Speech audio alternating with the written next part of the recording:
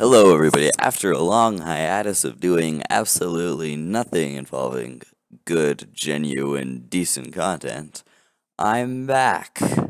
That's right, I'm back to make a video about the science of pop music. I've actually had this one planned for a while, but every time I tried to record, something happened, so yeah, here we go. Pop music, it gets stuck in your head a lot, doesn't it?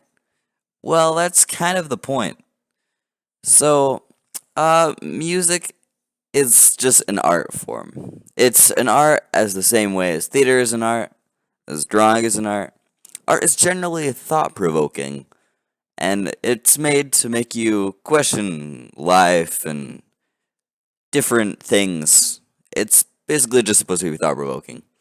And generally, art and science don't mix. However, there isn't a science to art. So, art loses the great feature of being artistic, though, once it is following the scientific rules of art, really. Of course, if it's subconsciously following the rules of art, then that's fine. But pop music oftentimes does not subconsciously focus on the rules of art, it deliberately follows them.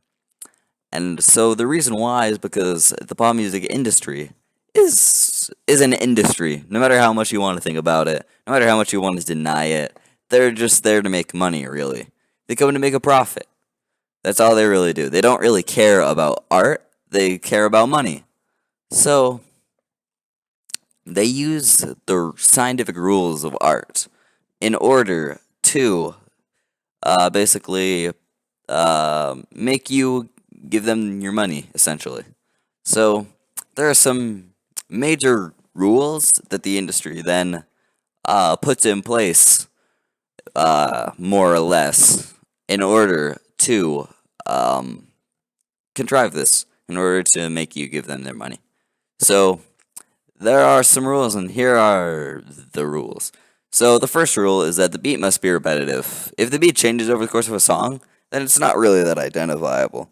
Like, think about all of your favorite pop songs. They have a really obvious rapid beat, and then maybe like it changes a couple times, but not really. There's still a bass beat. Now, this is still kind of like it's less commanding because the art is just because people kind of want to make repeating beats at the same time because it's just hard to make a bunch of different beats and put it all into a song and have the song still sound good. However, sometimes an artist will want to do it, but due to this, they're less likely to do it because it's less likely to be a pop hit, less likely to hit the charts. Yeah. So the second rule is that the main tone or message must be relatable. If it's not relatable, nobody's really going to listen to it. So nobody who, like, for example, doesn't suffer from anxiety or schizophrenia is going to listen to a song about anxiety or schizophrenia. It's just not really common. People just want to listen to something they can relate to. So as love, everybody can relate to love. That's why there's so much songs about love. Also because love is a strong emotion, people want to make songs about it. But at the same time, I seriously doubt that there are as many songs about love as compared to other songs as you hear in pop. Because it's just something easily relatable that people will listen to and love. Because, yeah. And so, artists can then not make a song about anything else, really. If it's not relatable, artists don't tend to make songs about it. Or, yeah. And if they do, they risk the song failing. So, the third rule, not the fourth, is that the song must repeat a word or phrase enough to be recognizable. So this can be easily seen in so many popular examples. Because I've been planning this video for a long time, it's kind of these songs aren't really popular anymore. Thank God for that. Um, Such as "Hello" by Adele, obviously. "Hello." "No" by Megan Trainor. That one I hate because it repeats "no" so much. "Work from Home" by Fifth Harmony. Work, work, work, work. Put a line over the word work. That's what that song is. Um, the more you repeat a word, oh gosh, that works correct. The more you repeat a word, the more likely it is to get to be identifiable by that phrase. And so, like, when people hear that phrase, they might think of that song, and the song gets stuck in their head, and eventually the person might want to buy the song or listen to the song in some way. And so all these rules work in harmony, that the person just wants to listen to the song and will more likely buy the song. So, obviously, this kind of limits the artistic ability of the artists to make songs that aren't completely repetitive, because they're generally not profitable. Like, there are a lot of songs that just don't repeat words that are brilliant, but nobody wants to listen to them. And nobody buys them, really, because it's not really identifiable. Um, and so, this one is actually, like, so annoying. The lyrics must be difficult to understand. Obviously, not all artists follow this, and luckily, actually, a lot don't. But it's generally something that a lot of people will do, because the more difficult it is to understand a song, the more likely people are to buy it. But you might think, well, why? That doesn't make sense.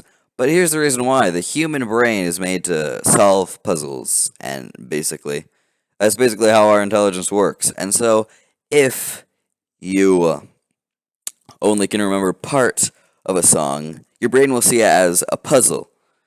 It will prioritize, thus, the song, which is why there's actually been studies done that have found that if you listen to a whole song, it'll actually more likely get that song out of your brain because you can remember the whole song.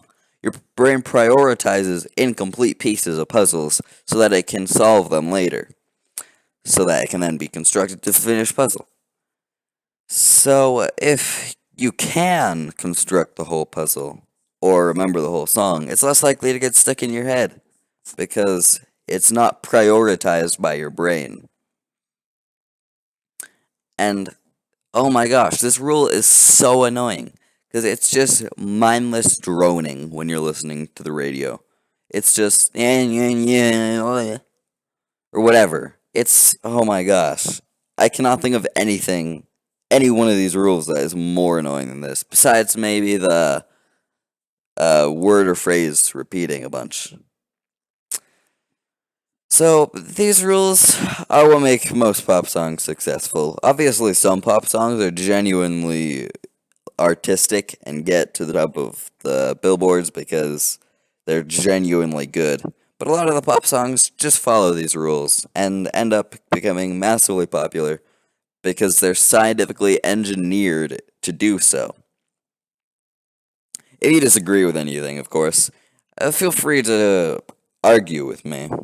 I enjoy reasonable debates, and I like changing my views on stuff. So, if you disagree, please just comment. I really want to disagree with someone so that we can talk about it and contrive what is the most likely actual solution. And so, yeah, thanks for watching this video. I hope you learned more about why pop songs are successful. If you don't like pop as much as I do, then you're probably not really surprised by most of these rules. But if you like pop, you might be kind of interesting. You might be interesting. You might be interested and might yeah, change your view on pop music, or maybe be more critical of pop songs. So, please like this video, comment. I mean, in the end, it doesn't really matter because like this probably isn't going to become popular anyway. But it's greatly appreciated. And I might even make multiple other videos today. So like I I might even make another video today that will be up since I have so many videos that I plan to make but never did. But anyway, I'll see ya. I'm not gonna end this weird. By saying I'm not gonna end this weird, I'm ending this weird. And at this point, I've wasted like a whole minute in like the end. Probably nobody's listening anymore because I'm freaking rambling on. Jesus Christ. Well, goodbye.